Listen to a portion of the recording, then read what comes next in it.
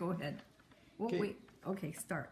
So the purpose of this is to try to convince you that commercialism and Christmas has gone way too far. But you guys probably know me well enough to know that I'm just too damn cheap to buy a Christmas card.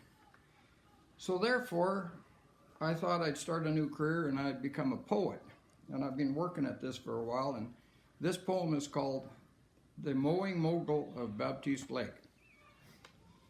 When May arrives at the lake, the crocuses start to sprout, and about that time Ed begins to bring his mowers out. He lines them up all polished, bright and spiffy, just like the poster in the Kubota dealer's biffy.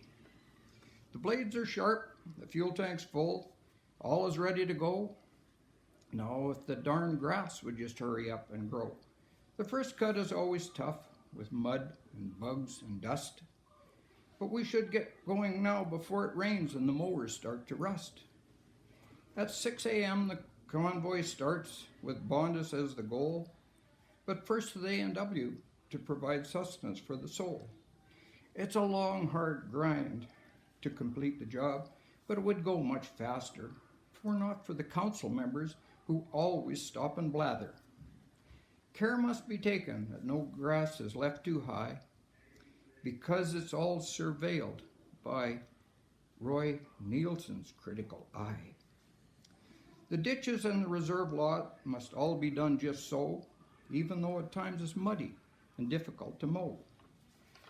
Cutting the airstrip and the water treatment plant are often very easy, but some jobs are challenging enough to make you queasy. Spruce trees, poplar brush, shin tangle up to your ass. Whoever thought mowers were designed for cutting grass?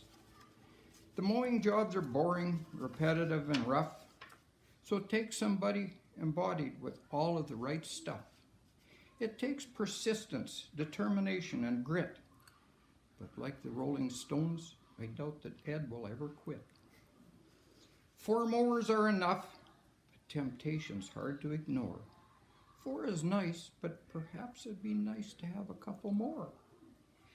Perhaps a call should go out, and if we talk real nice, perhaps we can negotiate a very attractive price.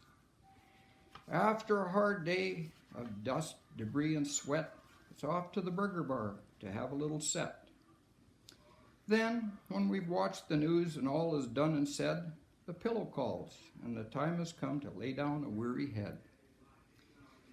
The day has been productive, and the rest is well deserved, but the final act to conclude the day is something quite absurd, because while it might be anything, and it's likely just a snore, I swear it sounds familiar. It's exactly like the mower.